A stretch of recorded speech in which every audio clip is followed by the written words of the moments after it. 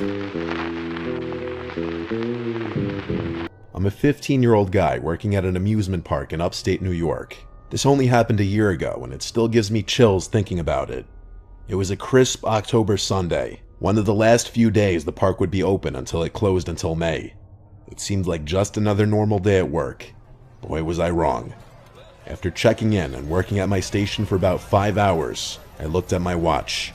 4:55 p.m. was the time. My shift ended in 5 minutes. I felt relieved and exhausted.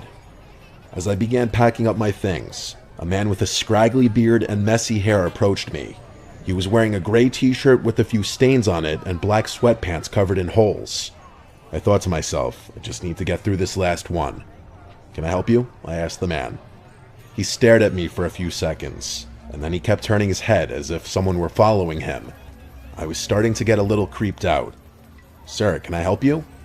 I repeated my question, starting to sound a little annoyed.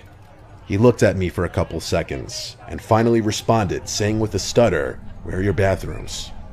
He said this in a whisper tone of voice. "Up the hill to the right," I responded cheerfully. The man started to walk in that direction. As he did, he kept turning and looking at me. I avoided eye contact, even though I was more freaked out than ever. Next thing I knew, one of my coworkers came to take my spot. I grabbed my things, practically sprinted through the park to the back room to punch out of my shift, and then to the bathroom. I changed out of my work clothes and headed to the employee parking lot. I sat on a bench and waited for my coworker Jordan, who was 17, to pick me up.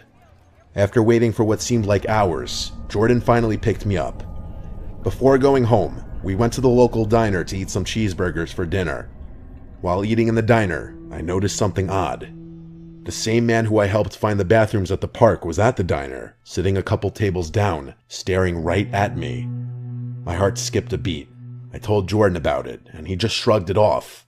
"Probably just a coincidence, Ben, don't worry." "Yeah," I said, even though I was pretty concerned. After dinner, we got back in the car and started the 35-minute drive back home. At the first red light we came to, I saw something that made my heart skip another beat.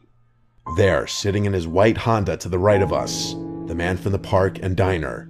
Sure enough, he was staring back at me. I told Jordan, and he started to worry a little. After arriving to our street, we made sure to take a couple laps around the block to make sure that man wasn't following us. Once it was clear, Jordan dropped me off at home. My mom and sister were out at the mall, and my dad was on a business trip, so I was home alone. After immediately jumping into bed, I heard a noise at my window. I slowly got up and looked outside, and saw something that will forever send chills down my spine. Right there on my front lawn was the man, looking right at my window, smiling. I immediately grabbed my phone and called 911, but once the police arrived, the man was gone. I immediately quit my job at the amusement park right after the park closed for winter. I haven't seen the man since this incident. This was an experience that I'll never forget.